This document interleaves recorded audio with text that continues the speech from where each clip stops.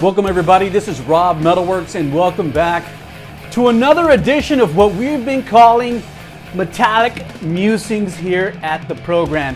Gives me an opportunity to share a little bit with you about my passions for certain products and things heavy metal.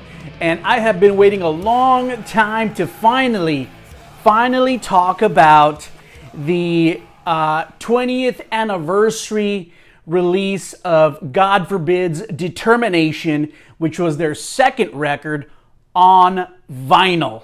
Yeah, the record had never been released on vinyl before this year. And I was, very happy and privy back in 2001. It's hard to believe it was 20 years ago to have a really solid relationship with the people at Century Media Records. And I remember at that time, the label had sent me this promo. This is a promo of Determination. As you can see here, it has the street date as May 1st, 2001. So I was listening to this record a little bit before it hit the streets, and I fell in instant love with it. It was one of those records, that really struck home with me just because of the melody and the brutality, the breakdowns of what God Forbid was doing. And also at that time, very unique band out of Jersey.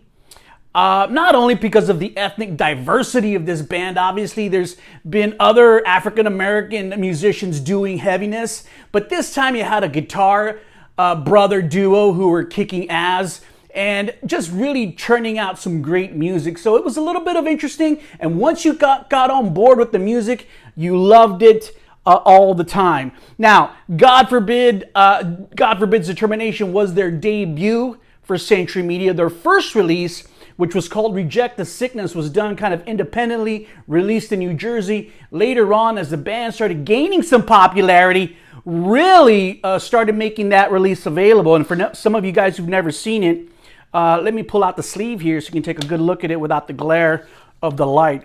This is what Reject the Sickness kind of looks like. And you guys are going to dig it if you've never heard it. It's a lot rawer than what you hear in Determination, which was more polished, but still nonetheless has that rough God Forbid sound that we kind of all love. Now, it's hard to believe, like I said, 20 years have passed and the band signed a deal with M Theory Audio to release only 1,000 copies of Determination on vinyl. And I knew that once it came out, I needed to get my hands on it. And sure enough, I did.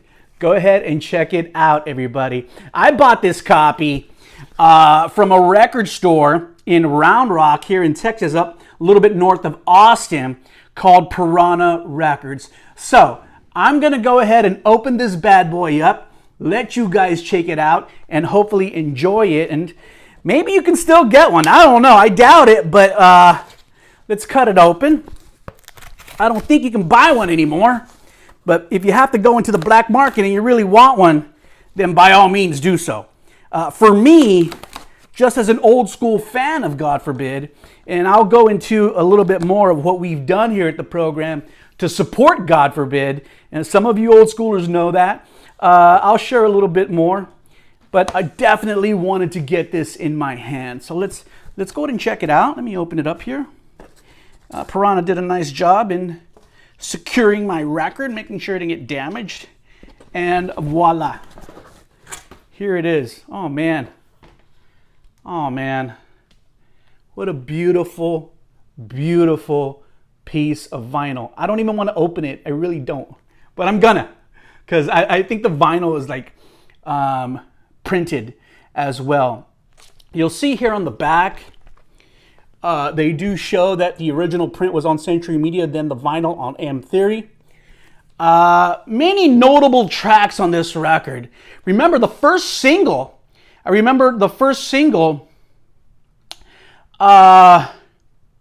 that kind of really hit the streets and the airwaves and video was called Go Your Own Way. And it was kind of like a playthrough video. You saw them jamming and throwing down, and I always loved that about them.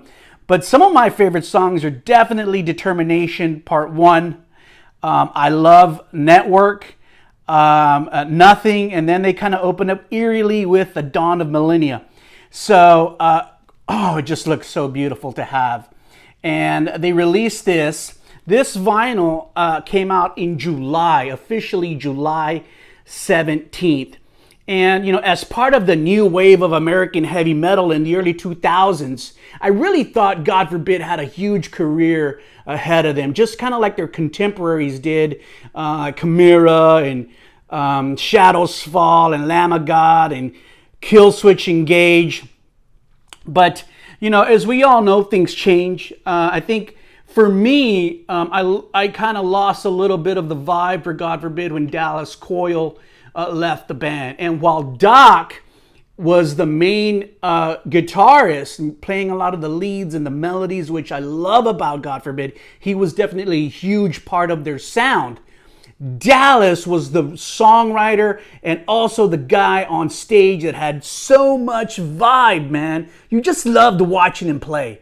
I did very much.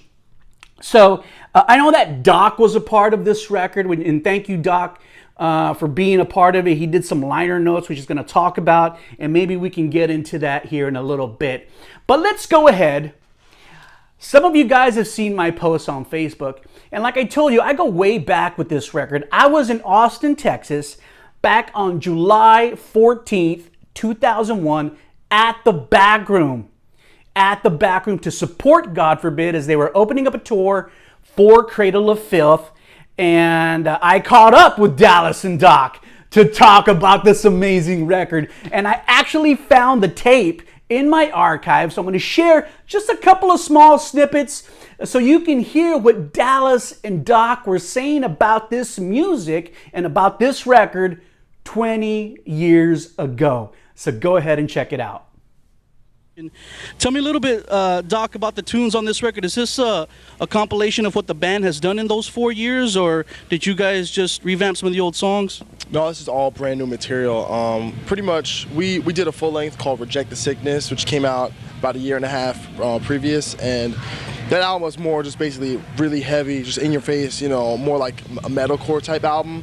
Then when we got signed, and we had to write an album immediately after, so I think all the songs are really different, but it's pretty much a thrash metal album. You know, it's really heavy, it's fast and catchy riffs, but still, you know, melodic as well. Let's talk a little bit more specifically about the record and the tunes on this record. And honestly, guys, I just want to say that I am a big fan of Determination, and I think right now with the metal scene, the way it's progressing, you guys stand out above the rest because of the technicality of the guitar work, the melodies.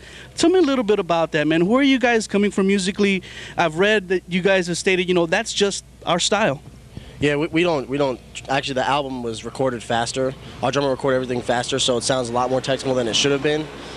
It made us better guitar players. I mean, we grew up listening to Megadeth, Metallica, Pantera, and Carcass, and all those bands are technical and some in the guitar, you know. So I mean, like we just applied to what we know about metal guitar to our songs. I don't know, it took us a long time to write, you know. It's like the technicality of the guitars isn't even the thing we're worried about most. It's more about the feels and the grooves of the record, you know. It's like, I mean, we always try and write powerful stuff, even if it's technical, you know. As you just heard Dallas and Doc share their thoughts on what this record meant to them, I also want to share a little bit of what Doc said now here in the present. Now, while you were watching that, I took the opportunity to open this bad boy up. Now let's go ahead and just first of all take a look at the vinyl. And like I told you, oof, nice print, really cool. I like the blue color because if some of you remember when they did the photo shoot for Determination, a lot of the hue in the background in those promo shots were in blue. And if you don't quite recall, this is what I'm talking about right here. This is the inner sleeve of the record. You'll see it has some thank yous and the lyrics and things like that. I find that the cooler part is on the other side of this sleeve, and you'll see some really cool photos of the band. Okay, some really cool photos of the band that I'm going to take a closer look at once I'm done with this video. And then you'll see the extensive liner notes that Doc wrote about this record. And while I don't have the time, and I know you guys don't want to hear me read all the liner notes, there is a piece in here that I think is very significant to the video that you just saw. Now remember, this is Doc Coyle talking about this record 20 years later. And this is what he says. I'm just going to read a small part of it. He says, "We were trying to push the absolute limits of what we could do technically.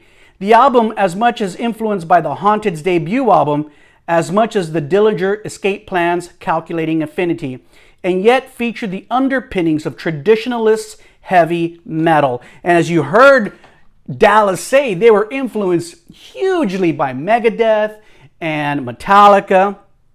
Doc continues, "There was a higher standard of playing and an innovation that we were trying to live up to.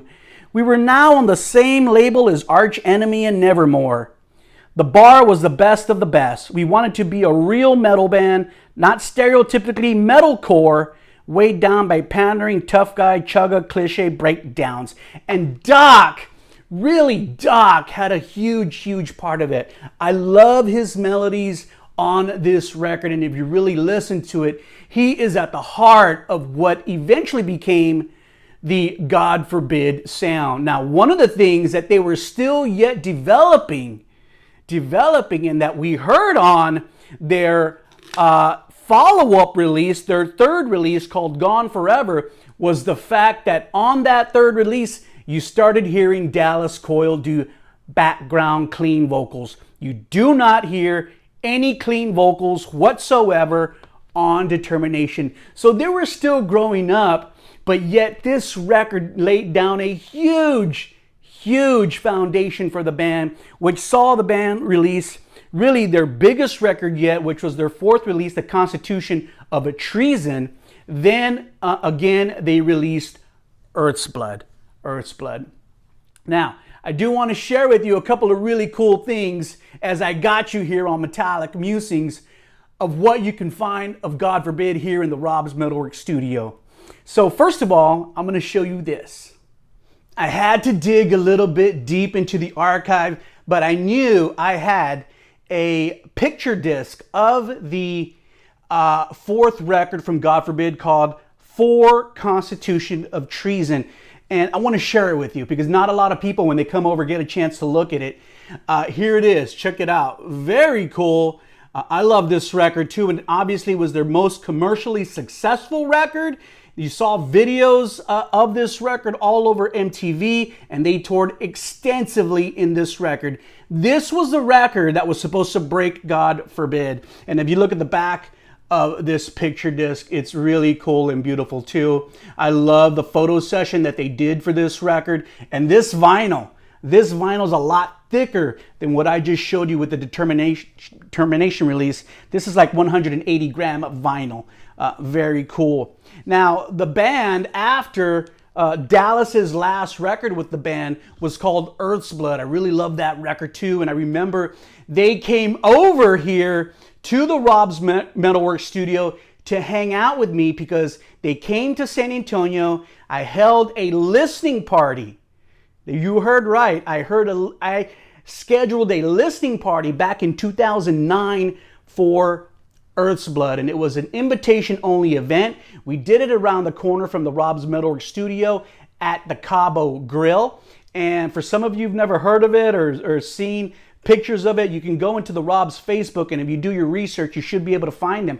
But what I did pull up for you to go ahead and check out is the poster for the event. Now, I know there's a little bit of glare there, but here's the poster. You see Dallas and Doc Coyle will be on hand to sign autographs and meet the fans. There's Dallas right there wearing a Rob's Metalworks shirt, and Doc here, and I got it all autographed from people who came out to the event. It was on Sunday, February 15th, 2009. It was a really cool event, and we did videotape it, and the guys kind of did a presser, and I invited a bunch of other people in the media, and they got to ask questions about Earth's Blood. So as you can see, God Forbid and I go way back. I still love those guys. I still jam their records all the time. So really, I cannot wait till later tonight to hear this vinyl and jam it on my record player. So let's see. what this vinyl has. And it'll make a great part to anybody's collection. All right, guys, I've kept you long enough. Thank you for watching another edition of Metallic Musings here on Rob's Metalworks. Thank you very much, everybody, for your support wherever you are in the country and the world. We love you, and we hope to see you back again. Keep it heavy.